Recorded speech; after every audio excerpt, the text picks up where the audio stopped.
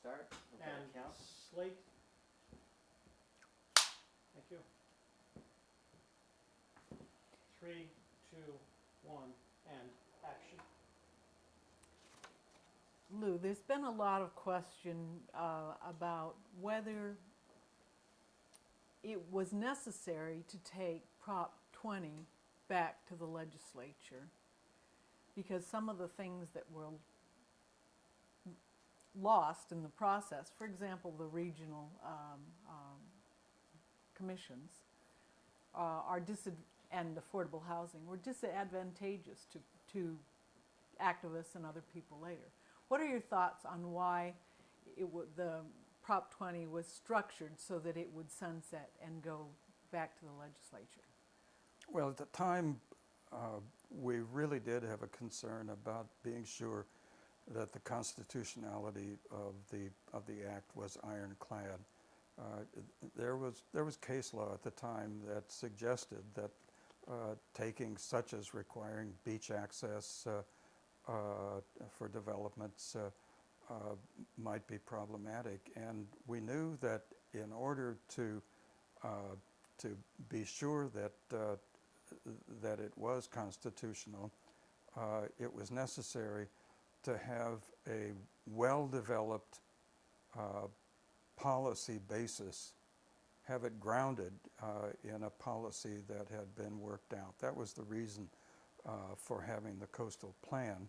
And the fact that the initial legislation was not permanent, in our mind, assured that we would not lose a constitutional fight over the initiative. So I think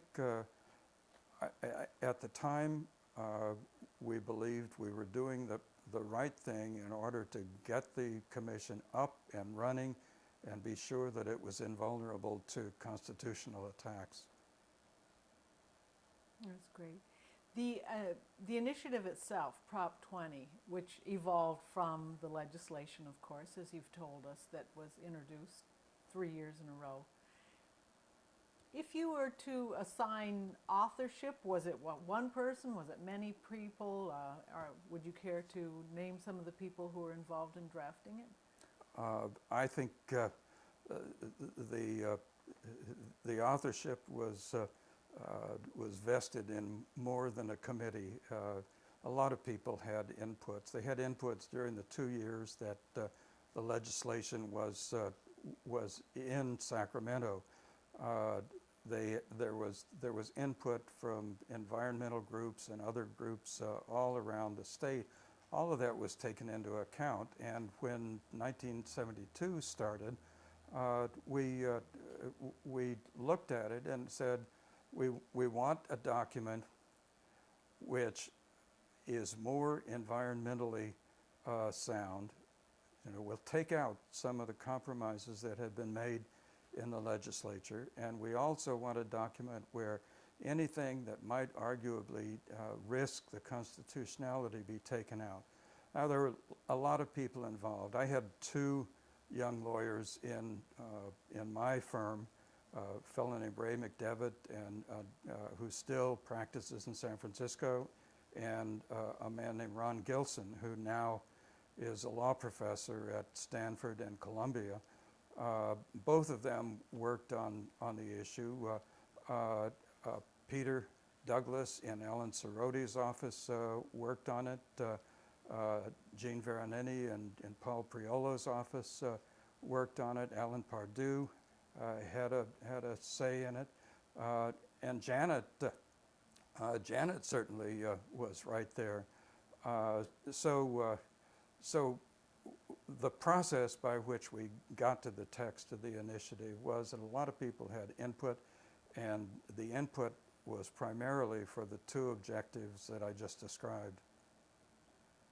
I'm glad you mentioned Janet Adams again. It seems like for a lay person, she had a very fine legal mind. She was a very smart woman, and she'd been through the campaigns for the Bay Conservation Development Commission, to the Save the Bay campaign.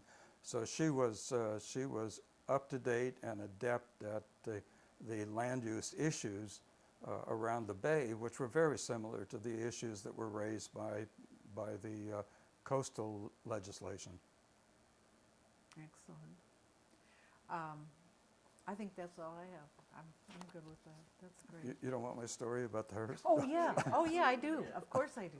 I forgot about that. I should have been taking notes. Thank you. So tell us the story about Mel Lane. Oh, well, Janet sent several of us out on forays with Mel Lane to talk to editorial boards at the various newspapers. And I remember when Mel and I went to the San Francisco Examiner, a Hearst paper, and we expected that we were going to have a discussion with the editorial page editors about whether they would endorse the bill.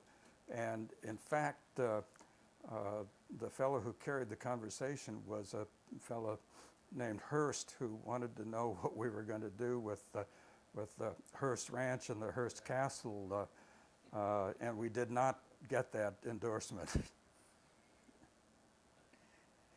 Do you remember other newspapers who did or didn't endorse the Prop 20?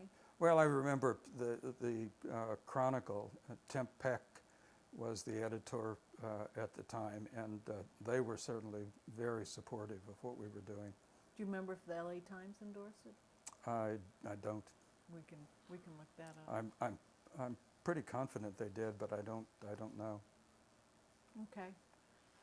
Thank you very much. Yeah. This is great. You know, I got really. You said something so concisely. I know it's probably going to be the conclusion of the documentary. Mm-hmm. So that's when I kind of spaced out right. there, because I could see it. I could see it. There's the clip. 3, 2, 1, and stop your recording. Stop record.